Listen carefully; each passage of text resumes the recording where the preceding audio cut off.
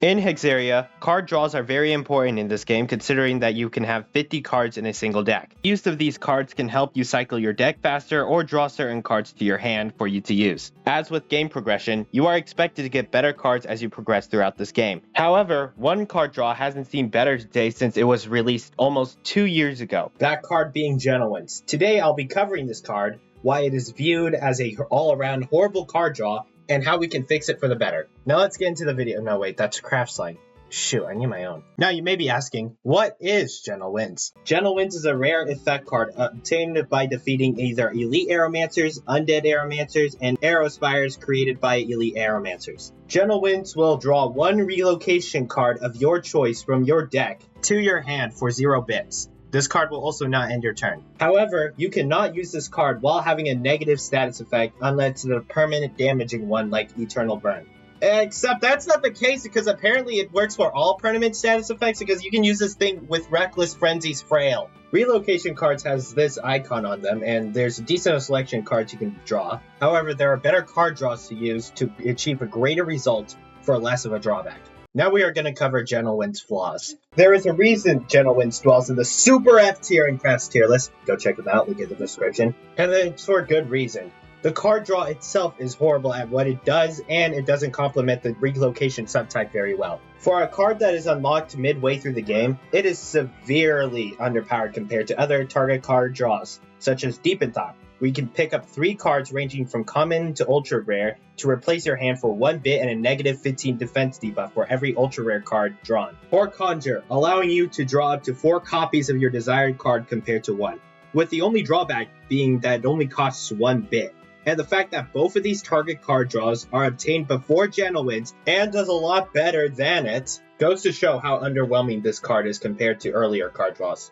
It is important to note that all player obtainable relocation cards, besides Swordfire and the High Wind Force for obvious reasons, are common and rare, with the only 2 ultra rares being Pressurizing Winds and Omni Push, meaning there's no real reason to bring Genowinds when you're only using the common and rare relocation cards. So that means Genowinds can only be used effectively with the ultra rare cards, and there's only 2 of them. The other reason why this card is atrocious is because of its conditional, requiring you to not have any negative status effects besides the permanent ones. Doing that in practice is really hard, as a majority of enemies in Hexaria have a way to apply a negative status effect to the player, forcing them to either retreat or bring a ton of cleanses to just use 1 card. What makes a good card draw is that it can be used anytime. That's why cards from Conjure to Deep in Thought to Demon Lore are some of the best card draws in the game, with their only requirements being used to spend a bit or take some self-damage. The setup and payoff of Genowinds is simply not worth it because it is not balanced to its archetype, and the requirements force you to either play far away,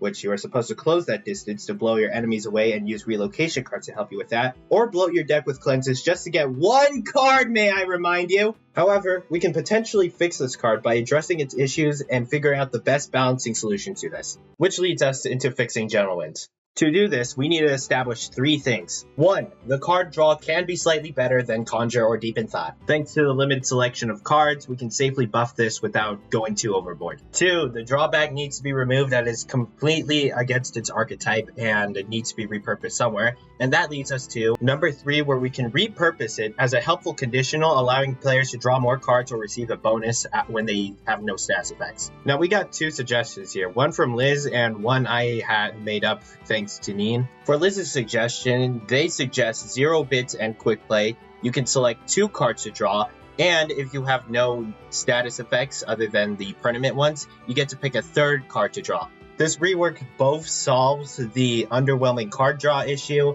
and the drawback gets repurposed into something better. Sometimes we could just remove the drawback entirely and change it with a different conditional instead of the status effects one, like this suggestion here.